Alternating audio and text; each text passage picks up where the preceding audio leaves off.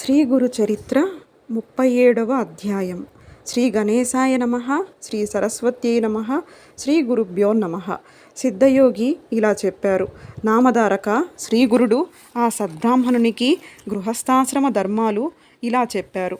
మానవులు 3 కాలాల్లోనూ ఆసనంపై కూర్చొని ప్రతిరోజు తప్పకుండా భగవంతుని పూజించాలి.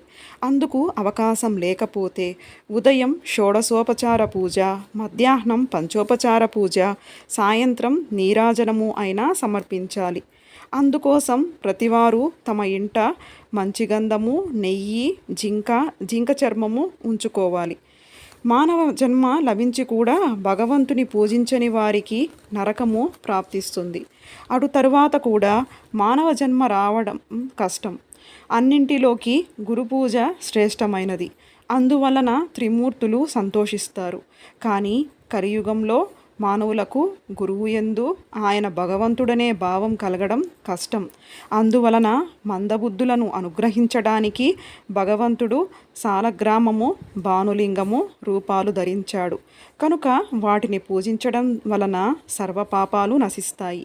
అగ్ని, జలము, సూర్యుడు, గోవు, సద్బ్రాహ్మణుడు వీటిలో భగవంతుణ్ణి భావించి పూజించవచ్చు. అన్నిటికంటే మానసిక పూజ శ్రేష్టం. మద్యములకు మండలంలో పూజ, అధములకు విగ్రహారాధనము అవసరం. భక్తితో పూజించగలిగితే రాయి చెక్క కూడా భగవంతుడై అభీష్టాలు ప్రసాదించగలవు. పీట మీద కూర్చొని శ్రద్ధగా సంకల్పము, ప్రాణాయామము చేసి పూజా ద్రవ్యాలు సిద్ధంగా పెట్టుకొని వాటిని ప్రోక్షించాలి. తరువాత ఎదుట సింహాసనం మీద ఇష్టదేవతా విగ్రహం ఉంచి దానికి కుడివైపున శంఖము, ఎడమవైపున గంట ఉంచి దేవుని మీదనున్న నిర్మాల్యం తొలగించి దీపం వెలిగించాలి.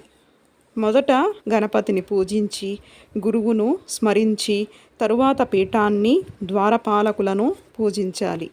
తరువాత ఇష్టదేవతను మన హృదయంలో భావించి దానినే మన ఎదుటనున్న విగ్రహంలోకి ఆహ్వానించాలి. సాక్షాత్తు భగవంతుడే మన ఎదుట ఉండి మన పూజను గ్రహిస్తారని దృఢంగా గుర్తుంచుకోవాలి. ఆయనకు 16 ఉపచారాలతో పూజ చేయాలి. పూజకు తెల్లని పువ్వులు శ్రేష్టం. పసుపు, ఎరుపు రంగు గల పువ్వులు మధ్యమం. నల్లనివి ఇతర రంగుల పూలు అధమం. ఉదయమే అపవిత్ర పవిత్రోవా అనే శ్లోకం చదువుకొని గురువును, కులదైవాన్ని స్మరించడం మానసిక స్నానం అంటారు. అదేవిధంగా భగవంతుని పాదాలకు పుష్పాంజలి సమర్పించాలి. ప్రదక్షిణము, సాష్టాంగ నమస్కారం చేయాలి. తల్లిదండ్రులు, గురువులు, సద్బ్రాహ్మణులకు కూడా అలాగే నమస్కరించాలి. తల్లిదండ్రులు, పూజ్యులు, పెద్దలను చూచినప్పుడు వారి వద్దకు వెళ్ళి వారి పాదాలకు నమస్కరించాలి. గురువు యొక్క కుడి పాదాన్ని మన కుడి చేతితోనో, వారి యొక్క ఎడమ పాదాన్ని ఎడమ చేతితోనో స్పృశించి సాష్టాంగ నమస్కారం చేయాలి. తరువాత వారి యొక్క మోకాలు నుండి పాదము వరకు స్పృశించాలి.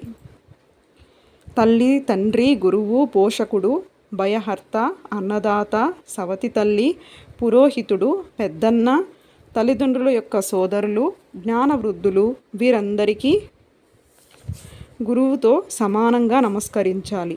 అజ్ఞానులు, తనకంటే చిన్నవారు, స్నానం చేస్తున్నవారు, సమిధ మొదలైన పూజా ద్రవ్యాలు తెస్తున్నవారు, హోమం చేస్తున్నవారు, ధనగర్వులు, కోపించిన వారు, మూర్ఖులు, శవము వీరికి నమస్కరించకూడదు.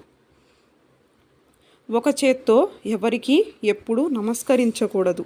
గృహస్థుల ఇండ్లల్లో కత్తి, తిరుగలి, రోకలి, నిప్పు, నీరు, చీపురు వాడడం వలన జరిగే పాపాన్ని పోగొట్టుకోవడానికి వండుకున్న పదార్థాన్ని మొదట దేవతలకు, పితరులకు, సర్వజీవులకు, ఋషులకు, అతిథులకు అర్పించి మిగిలినది మహాప్రసాదమన్న భావంతో భుజించాలి.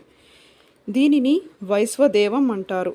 అతిథులను కులగోత్రాలు పట్టించుకోకుండా భగవత్ స్వరూపులుగా తలచి భోజనం పెట్టాలి. కారణం వారు సాక్షాత్తు సద్గురు రూపాలే. అతిథికి కాళ్ళు కడిగితే, పితృదేవతలు భోజనం పెడితే త్రిమూర్తులు సంతోషిస్తారు. అతిథికి భిక్ష కోసం వచ్చిన బ్రహ్మచారికి వైశ్వదేవము నైవేద్యము అవకున్నా తప్పకుండా భిక్ష ఇవ్వాలి. భోజనం వడ్డించే చోట నీటితో అలికి ముగ్గు పెట్టి దేవతలను ఆహ్వానించి ఆకు వేసి వడ్డించాలి. పతితులు పంక్తిన భోజనం చేయకూడదు. మొదట కుడి ప్రక్కన నేల మీద చిత్రగుప్తునికి బలిగా కొంచెం అన్నం ఉంచిన తరువాత భోజనం చేయాలి. తన ద్వారా భోజనం చేస్తున్న చైతన్యము తాను తినే అన్నము కూడా భగవంతుని రూపాలన్న భావంతో భోజనం చేయాలి.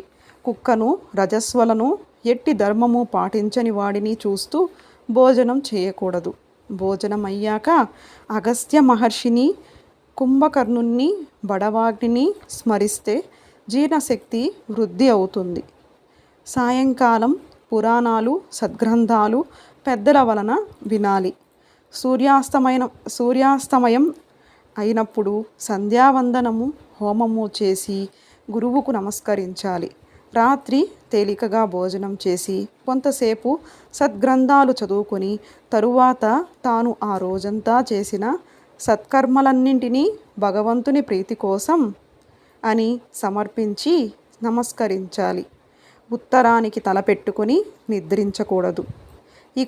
ఇక నుండి నీవిటువంటి ధర్మాలన్నీ ఆచరిస్తూ ఇతరుల ఇండ్లలో ఆపద్ధర్మంగా తప్ప ఎన్నడూ భోజనం చేయకుండా నీ ఆచారం పాటించుకో. అందువలన ఇహంలోనూ పరంలోనూ ఉత్తమ శ్రేయస్సు కలుగుతుంది అని శ్రీగురుడు ఆ సద్బ్రాహ్మణునితో చెప్పారు. ఆ బ్రాహ్మణ దంపతులు ఆయనకు నమస్కరించి తమ ఇంటికి వెళ్ళిపోయారు.